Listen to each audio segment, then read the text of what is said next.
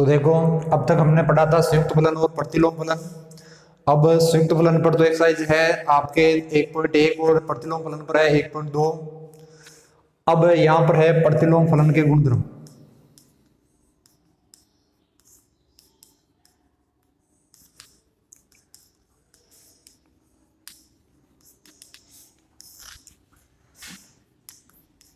पहला गुणधर्म है कि कोई फलन f है और वो परिभाषित है आपके a से b में। कोई फलन f परिभाषित है a से b में, तो पहला गुणधर्म है कि जो f इनवर्स है वो परिभाषित होगा b से a में, यानी f a से b, तो f इनवर्स हो जाएगा b से a में। अब है कि f a से b में यदि अकेकी आच्छादक फलन है तो f इनवर्स है वो भी b से a में अकेकी आच्छादक होगा, यानी f a से b में अकेकी आच्छादक है तो f इनवर्स भी अकेकी आच्छादक होगा। तो यहां पर कुल मिलाकर हम कह सकते हैं कि यदि कोई फलन f है और वो अकेकी आच्छादक है तो f इनवर्स ज्ञात कर सकते हैं। अब f इनवर्स भी अकेकी आच्छादक है तो हम ज्ञात कर सकते हैं कि f इनवर्स का होल इनवर्स ज्ञात कर सकते हैं। यानी यदि f है अकेकी आच्छादक है तो यहां पर इसका प्रतिलोम f इनवर्स ज्ञात कर सकते हैं। यदि f इनवर्स भी अकेकी आच्छादक है तो इसका प्रतिलोम ज्ञात कर सकते हैं। तो इसका प्रतिलोम हुआ f इनवर्स का होल इनवर्स और ये बराबर होगा f के। तो कुल मिलाकर ये ध्यान रखना है, f इनवर्स का होल इनवर्स बराबर होगा f। अब इसके बाद में तीसरा गुणधर्म देखते हैं कि कोई फलन f a से b में परिभाषित है,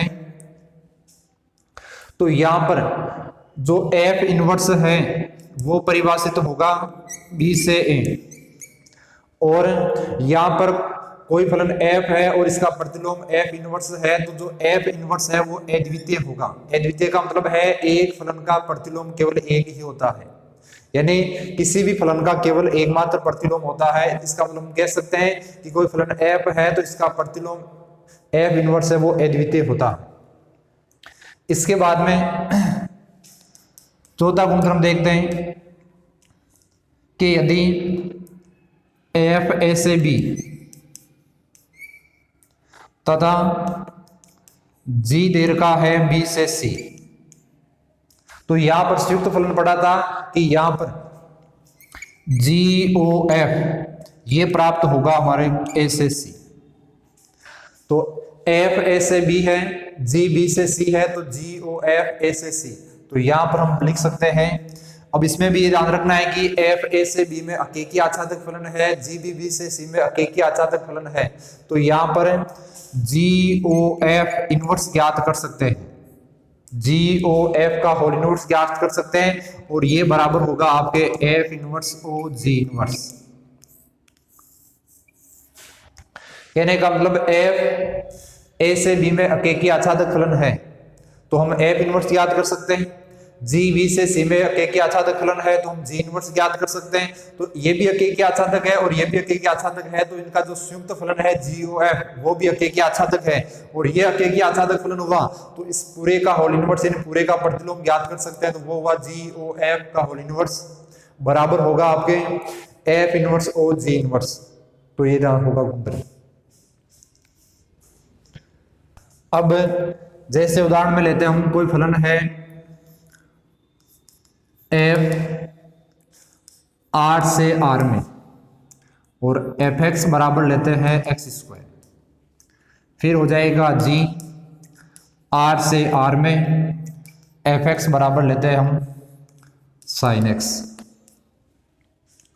अब यहां पर दिया हुआ है कि ये भी अकेकी और आच्छादक फलन है और ये भी अकेकी और आच्छादक फलन है, परंतु यहां पर देखो sin x के स्थान पर हम ले लेते हैं जैसे 3x + 4। अब इसके लिए यहां पर देखते हैं कि सबसे पहले हम ज्ञात करते हैं GOF, वो परिभाषित होगा आपके R से R में, यानी f R से R में fx x स्क्वायर दे रखा है अकेकी आच्छादक, g R से R में fx दे रखा है 3x + 4, दोनों अकेकी आच्छादक फलन है। तो यहाँ पर हम GOF होगा R से R में। अब यहाँ पर सबसे पहले GOF ज्ञात करते हैं, तो GOF x बराबर हो जाएगा G, और यहाँ पर लिख देते हैं fx। fx का मान हो जाएगा आपके एक्स स्क्वायर। अब g में एक्स स्क्वायर रखे तो g में क्या बनेगा यहाँ पर कि 3x + 4 है, तो x के स्थान पर यहाँ पर लिख देते हैं एक्स स्क्वायर, तो हो जाएगा आपके 3x² + 4, ये हो जाएगा GOF। अब हमारे को देखना है कि GOF है, हमारे को चाहिए वो गुणधर्म था कि GOF का होल इनवर्स बराबर होगा F इनवर्स OG इनवर्स। अब GOF का होल इनवर्स ज्ञात करना है, तो सबसे पहले हमारे को देखना है कि माना y बराबर GOF x, इसको y के बराबर मान लिया। अब यहाँ ऊपर y बराबर हो जाएगा 3x² + 4।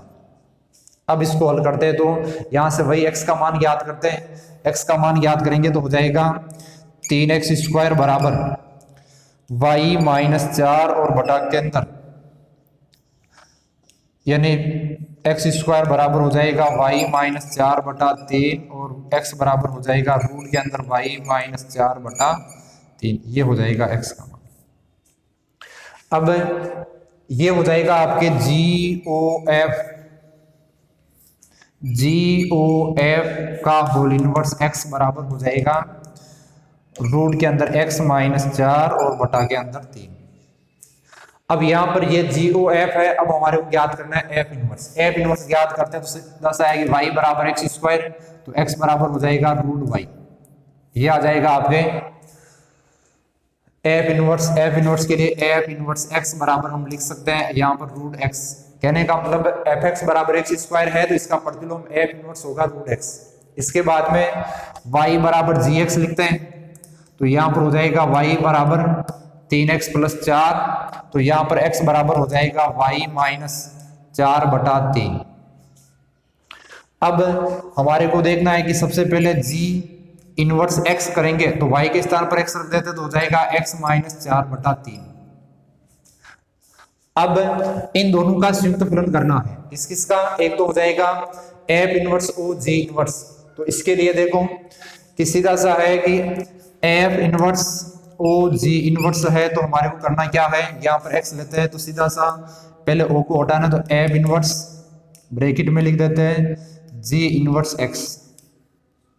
G इनवर्स x का मान हो जाएगा आपके x - 4 बटा 3, तो यहाँ पर लिख देते हैं F इनवर्स, और ये हो जाएगा x - 4 बटा के अंदर 3, ये मान रख दिया हमने G इनवर्स x का। अब यहाँ पर F इनवर्स और x है, तो F इनवर्स x है तो इसके स्थान पर √x है, तो जो भी मान है उसके ऊपर रूट लगेगा, तो यहाँ पर हो जाएगा आपके रूट के अंदर x - 4 बटा 3। तो यहाँ पर देखो F inverse OG inverse x प्राप्त हुआ रूट के अंदर x - 4 बटा 3। तो यहाँ पर देखो एक तो ये हुआ, इसमें आया GOF का होल इनवर्स x रूट के अंदर x - 4 बटा 3, और ये भी कहने का मतलब यहाँ पर है GOF का होल इनवर्स बराबर होगा F inverse OG inverse x, तो ये गुणधर्म है इस पर।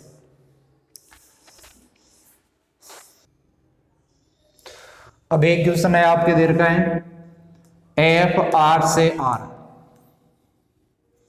और fx बराबर cos x + 2 दिया हुआ है कि यदि इसके प्रतिलोम का अस्तित्व है तो प्रतिलोम ज्ञात कीजिए। तो सबसे पहले प्रतिलोम का अस्तित्व के लिए सीधे अकेकी आच्छादक की जांच करनी है, तो यहां पर देखते हैं अकेकी के लिए।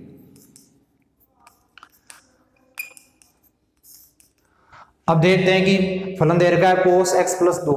cos x का प्रांत होता है r और सह प्रांत होता है r, वास्तविक संख्या। तो यहां पर अकेकी के लिए हम लिखते हैं कि माना वास्तविक संख्या r में से कोई दो मान लेने x के, तो यहां पर लिख देते हैं माना एक तो पाई और एक लिख देते हैं 2 पाई, क्योंकि वास्तविक संख्या है पाई और 2 पाई। बिलोंग्स टू लिख देते हैं r, आगे लिख देते हैं जहां पाई बराबर नहीं है 2 पाई। कुल मिलाकर क्या हुआ कि यहाँ पर x1 x2 दो मान लेना है, दोनों वास्तविक संख्या में से दोनों आपस में बराबर नहीं होने चाहिए, तो हमने पाई और 2 पाई लिया, दोनों आपस में बराबर नहीं है। अब यहाँ पर f और यहाँ पर लिख देते हैं पाई, तो यहाँ पर हो जाएगा कोस पाई प्लस 2। कहने का मतलब है x का मान हमने पाई लिया, तो यहाँ पर हो जाएगा एफ पाई, तो हो जाएगा कोस पाई प्लस 2। अब यहाँ पर देखना है कि सबसे पहले पाई प्लस 2 है तो चतुर्थांश हो जाएगा तीसरा, यानी 180 प्लस चतुर्थांश हो जाएगा तीसरा, और तीसरे के अंदर जो कोस है, पहले तो अक्ष की बात करते तो है एक्स अक्ष पर कोई चेंज नहीं होगा, तो कुल मिलाकर कोस का कोस आएगा, और फिर जो 2 है तो यहाँ पर 2 आ जाएगा। कहने का मतलब cos pi plus theta cos theta, तो यहाँ पर वापस हो जाएगा कोस थीटा। अब यहाँ पर चतुर्थांश है दूसरी है तीसरा, और तीसरे के अंदर यहाँ पर हो जाएगा माइनस। अब इसके बाद में देखते हैं f 2 पाई बराबर, यहां पर लिखते हैं कोस, सर 2 पाई नहीं, उदाहरण के लिए यहां पर 3 पाई लेते हैं। 2 पाई में तो पहला चतुर्थांश आएगा, उसमें कोस प्लस का आ जाएगा, मान अलग अलग आ जाएंगे। यहां पर 3 पाई ले रहे हैं तो यहां पर हो जाएगा कोस, और यहां पर 3 पाई, तो यहां पर लिख देते हैं 3 पाई प्लस 2। अब 3 पाई लेते हैं तो यहाँ पर सबसे पहले देखो पाई यहाँ पर हो जाएगा पाई, और यहाँ पर हो जाएगा 2 पाई, यहाँ पर हो जाएगा वापस 3 पाई। 3 पाई प्लस करते हैं तो यहाँ पर मान हो जाएगा वापस चतुर्थांश हुआ तीसरा, एक्स हुआ एक्स अक्ष कोई चेंज नहीं होगा, मान हो जाएगा कोस 2। अब यहाँ पर देखते हैं कि पाई बराबर नहीं है 3 पाई, परंतु कोस 2 बराबर है कोस 2 के, तो हमने क्या लिया कि दोनों बराबर नहीं है परंतु यहाँ पर बराबर है, तो यहाँ पर हो जाएगा कि एफ जो पाई है वो बराबर हो जाएगा एफ 3 पाई। इसलिए एफ आर से आर में अकेकी फलन नहीं है, और अकेकी फलन नहीं है तो अकेकी आच्छादक नहीं है, और अकेकी आच्छादक नहीं है तो यहाँ पर एफ इनवर्स का अस्तित्व नहीं है। इसमें ये देखना है कि सबसे पहले कि उदाहरण के लिए एक तो पाई और एक 3 पाई लेते हैं। यहाँ पर पाई और 3 पाई आर वास्तविक संख्या है, क्योंकि इसका प्रांत हुआ आर और सह प्रांत भी आर है। अब यहाँ पर पाई और 3 पाई लेते हैं, पाई हुआ 180 प्लस थीटा करते हैं तो एक्स अक्ष से कोई चेंज नहीं होगा, तो कोस का कोस आ जाएगा, और प्लस यहाँ पर साथ में थीटा का मान है 2 तो हो जाएगा कोस 2। इसी प्रकार 3 पाई, कहने का मतलब यहाँ से यहाँ तक 2 पाई हो जाएगा, वापस 3 पाई, चतुर्थांश वापस वही आ रहा है, वापस कोस 2 आ रहा है। तो यहाँ पर पाई और 3 पाई बराबर नहीं है, जबकि यहाँ पर एफ पाई बराबर है एफ 3 पाई के। इसका मतलब एफ आर से आर में अकेकी फलन नहीं है, और अकेकी नहीं है तो अकेकी आच्छादक नहीं हुआ, अकेकी आच्छादक नहीं है तो एफ इनवर्स का अस्तित्व नहीं है। अब तीसरा टॉपिक है इसका संक्रिया। संक्रिया के लिए देखते हैं हम कि छोटी कक्षाओं में आया था एक नाम संवर्त, और संवर्त का ही यहाँ पर नाम दे रखा है संक्रिया। संवर्त है क्या? जैसे एक आया था कि प्राकृत संख्याओं का जो योग है वो संवर्त है, जबकि प्राकृत संख्याओं का जो व्यवकलन यानी बाकी है वो संवर्त नहीं है। तो इसमें देखते हैं कि प्राकृत संख्या जैसे हम लेते हैं n, प्राकृत संख्या कहने का मतलब 1 से प्रारंभ होकर अनंत तक चलेगी धनात्मक रूप में। अब प्राकृत संख्या संवर्त का मतलब है प्राकृत संख्याओं का योग। हमारे को कोई भी 2 प्राकृत संख्या लेनी है, अब अपनी इच्छा से कोई 2 प्राकृत संख्या ले, तो हमने ली 7 और एक ले ली 11 प्लस किया। संवर्त का मतलब है कि इनमें योग करने पर जो संख्या आएगी वो भी प्राकृत संख्या है, तब तो योग संवर्त है किनका? प्राकृत संख्याओं का। तो यहाँ पर कहने का मतलब 18 भी एक प्राकृत संख्या है, तो 2 प्राकृत संख्याओं का योग प्राकृत संख्या है, इसका मतलब प्राकृत संख्याओं का जो योग है वो संवर्त है। अब व्यवकलन लेते हैं। व्यवकलन में जैसे 7 माइनस 11 करते हैं। 7 प्राकृत संख्या है, 11 प्राकृत संख्या है। इसमें ऐसा नहीं करना है कि 7 प्राकृत संख्या परंतु माइनस 11 प्राकृत नहीं है, 7 और 11 प्राकृत है, ये तो व्यवकलन की संक्रिया हो रही है। यहाँ पर घटाएंगे तो बन जाएगा आपके -4। अब यहाँ पर दोनों प्राकृत संख्या जो आने वाली संख्या है वो पूर्णांक संख्या है, इसका मतलब हम कह सकते हैं कि जो व्यवकलन है वो संवर्त नहीं है। तो इसका मतलब यहाँ पर देखना है कि संक्रिया में क्या है कि जो संबंध और फलन है वो तो एक समुच्चय में से लिया जाता है, जबकि संक्रिया है वो किस 2 समुच्चय, यानी हमने पढ़ा था कर्मित युग्म,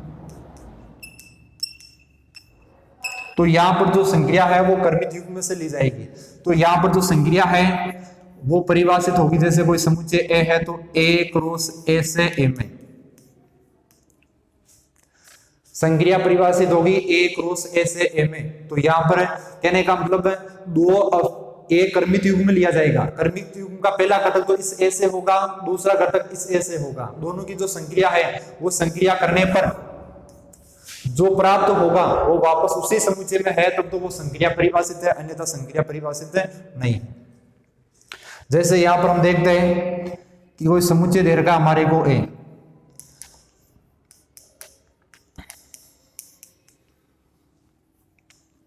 अब यहां पर दे रखा है कि संक्रिया है वो दे रखा हमारे को कि ए स्टार बी बराबर ए प्लस बी, और प्लस लिख देते हैं हम जैसे 1, यानी संख्या दे रखी है ए स्टार बी बराबर ए प्लस बी प्लस 1। अब यहां पर सबसे पहले देखते हैं कि हम ए स्टार बी है, ए स्टार बी का मतलब है यहाँ पर जो पहला अवयव है वो ए में से लेना है, दूसरा है वो भी ए में से लेना है, और ए समुच्चय ये दे रखा है। तो इसका मतलब यहाँ पर हुआ कि जो पहला अवयव है इनमें से कोई सा भी एक ले सकते हैं। जैसे हमने मान लिया कि ए का मान 3 लिया स्टार, फिर बी का मान वो भी किस में से लेना है, ए में से। ए में से कोई भी संख्या ले सकते हैं, 3 भी ले सकते हैं, 4 भी, तो हमने ले लिया 4। अब यहाँ पर इधर मान रखेंगे तो आएगा क्या, 3 + 4 + 1, तो 7 और 1 हो जाएगा 8। और 8 है वो बिलोंग्स टू, हम लिख सकते हैं कि जो 8 है यहाँ पर जो 8 है वो ए में नहीं है, तो यहाँ पर लिख सकते हैं कि नॉट बिलोंग्स टू ए। अब यहाँ पर 8 नॉट बिलोंग्स टू ए है, तो यहाँ पर हम लिख सकते हैं कि जो ए स्टार यानी ए क्रॉस ए से ए में जो ए स्टार बी बराबर ए प्लस बी प्लस 1 है वो संक्रिया नहीं है। अब संख्या कब होगी, यदि इनमें से कोई भी दो संख्या लें और उनका योग करें तो वो या तो 1 से 5 के बीच में आए या इनमें से कुछ आ जाए, तब तो वहां पर संक्रिया है, पर समुच्चय के बाहर जाते वो संक्रिया नहीं होगी। अब जैसे संक्रिया है तो संक्रिया में पहले हम यहां पर ऐसे ही देखते हैं कि संक्रिया में एक तो योग है वो संक्रिया है, व्यवकलन है वो संक्रिया नहीं है, एक गुणन है। गुणन में देखते हैं दो प्राकृत संख्या, जैसे ए स्टार बी बराबर हो जाएगा ए गुणा बी, या हम लिख सकते हैं यहां पर ए बी। दो प्राकृत संख्या है, उन प्राकृत संख्याओं का जो गुणा है वो यहाँ पर संवर्त है। संवर्त का मतलब है प्राकृत संख्या में गुणा करने पर प्राकृत संख्या आएगी, इनसे बाहर नहीं जाएगी, इसका मतलब जो गुणा है वो संक्रिया है, जबकि जो भाग है वो संक्रिया नहीं होगा। ए स्टार बी बराबर हम लिख देते हैं ए बटा बी। ए बटा बी में जैसे 3/4 लिख दिया तो ये एक परिमेय संख्या हो गई, न कि प्राकृत संख्या है। गुणा करेंगे जैसे 3 × 4 करेंगे तो यहाँ पर हो जाएगा 12। 3 और 4 प्राकृत संख्या है तो 12 भी एक प्राकृत संख्या है। तो कुल मिलाकर इतना ही देखना है कि जो लेने वाले अवयव है वो कर्मित युग्म के रूप में लिए जाएंगे। पहले समुच्चय से दूसरा समुच्चय समान होगा और आने वाला है उसी समुच्चय में से आता है, तब तो संक्रिया परिभाषित है, अन्यथा संक्रिया परिभाषित नहीं है। अब देखते हैं कि संक्रिया के लिए सबसे पहले हमने 11th में पढ़ा था कि कोई समुच्चय ए है, समुच्चय ए में अवयव है उनकी संख्या n है, m है, तथा समुच्चय बी इसमें अवयवों की संख्या n है, तो इनका कार्तीय गुणा होगा a क्रॉस b, और a क्रॉस b में अवयवों की संख्या होगी m क्रॉस n। यानी कोई समुच्चय a है तो उसमें अवयवों की संख्या m, समुच्चय b है तो उसमें अवयवों की संख्या n, तो इनका कार्तीय गुणा होगा a क्रॉस b, उनमें अवयवों की संख्या होगी m क्रॉस n। जैसे a लिया हमने 1 2, b लिया हमने a b और c। अब जैसे a क्रॉस b ज्ञात करते हैं तो a क्रॉस b में हो जाएगा 1a 1b और 1c, 2a 2b और 2c। तो यहां पर इसमें अवयवों की संख्या हुई आपके 2, इसमें अवयवों की संख्या हुई आपके 3। अब यहां पर a क्रॉस b है, इसमें अवयवों की संख्या हो जाएगी यानी m क्रॉस n, 2 × 3 बराबर अवयवों की संख्या 6। तो यहाँ पर 1 2 3 4 5 6 यानी कर्मित युग्म के रूप में होंगे, कार्तीय गुणन है, और ये होंगे अवयव के रूप में। अब इसके बाद में देखते हैं कि जैसे समुच्चय ए और बी है तो यहाँ पर इनका कार्तीय गुणनफल m क्रॉस n होगा, जबकि हमारे पास जो संक्रिया है वो संक्रिया a क्रॉस a में परिभाषित है, यानी a क्रॉस a ले रहे हैं। तो यहाँ पर जैसे समुच्चय a है इसमें अवयवों की संख्या हम ले लेते हैं कि जैसे n है तो वापस a क्रॉस a करेंगे तो यहाँ पर बनेगा आपके n स्क्वायर। कहने का मतलब a क्रॉस a है तो यहाँ पर बनेगा n स्क्वायर। अब यहाँ पर देखना है कि पहले यदि कोई समुच्चय दीर्घा a दूसरा समुच्चय दीर्घा है b और कोई फलन है f a से b में परिभाषित है, कोई फलन f a से b में परिभाषित है तो यहाँ पर इसमें अवयवों की संख्या है m, इसमें अवयवों की संख्या है n, तो यहाँ पर कुल फलनों की संख्या हो जाएगी आपके m की घात n, कुल फलनों की संख्या होगी m की घात n। तो यहाँ पर इस हिसाब से संक्रियाओं की संख्या देखें तो वहां पर बनेगी 2 की घात m की घात n। अब m की घात n है परंतु यहाँ पर जैसे m गुणा n दोनों समान है तो यहाँ पर हो जाएगा 2 की घात n स्क्वायर, 2 की घात n स्क्वायर है। अब यहाँ पर देखा जाएगा कि इसका क्रम कौन से, जैसे अवयव कितने हैं 2 है तो 2 आ जाएगा 3, इस प्रकार इनकी संख्या ज्ञात की जाएगी। अब इसके बाद में देखना है कि ये तो इस संक्रियाओं की संख्या, परंतु संक्रिया है, संक्रिया के गुणधर्म है वो क्या होंगे। संक्रिया के गुणधर्म में देखते हैं कि जैसे एक दो साचर्यता है, क्रम विनिमयता है, योज्यतात्मक है और प्रतिलोम है, वो देखते हैं। जैसे संक्रिया दे रखी है आपको n क्रॉस n से n में, लिखने का तरीका यही होगा n क्रॉस n से n में, यानी दो अवयव प्राकृत संख्या लेनी है, आने वाली प्राकृत संख्या होनी चाहिए। एक संक्रिया दे रखी है a स्टार b बराबर दे रखा है a प्लस b और लेते हैं प्लस 1, ये संक्रिया दे रखी है। अब पहले प्रश्न में से दिया हुआ होगा कि n क्रॉस n में क्या ये संक्रिया है, इसकी जांच करनी है। तो संक्रिया की जांच करनी है तो हमारे को केवल इतना ही देखना है कि कोई भी दो प्राकृत संख्या लेकर उनको जोड़ना है, उसमें एक जोड़ना है। यदि प्राकृत संख्या ही आती है तब तो संक्रिया है, अन्यथा प्राकृत संख्या नहीं है। तो हमारे को यहां पर देखना है, लिखने का तरीका इस प्रकार माना a, b belongs to n, a, b belongs to n। अब n क्रॉस n नहीं लिखना है क्योंकि जो यहाँ पर है इनको अलग अलग कर दिया, संक्रिया का चिन्ह हटा दिया। तो यहाँ पर देखना है कि a और b है, कोई प्राकृत संख्या ली। अब हमने लिखा कि a स्टार b बराबर हो जाएगा a प्लस b प्लस 1। अब यहाँ पर इस लिखने का मतलब है हम जैसे उदाहरण भी ले सकते हैं, संख्या 2 और 3 ले सकते हैं। प्राकृत संख्या कितनी लेंगे, बहुत सारी है, कोई भी प्राकृत संख्या लेंगे, परंतु जो संक्रिया नहीं है उसमें वो उदाहरण लेना है जिसके कारण संक्रिया नहीं है। परंतु यहाँ पर तो सबके लिए लागू है, तो यहाँ पर होगा a स्टार b बराबर होगा a प्लस b प्लस 1 और ये बिलोंग्स टू है n।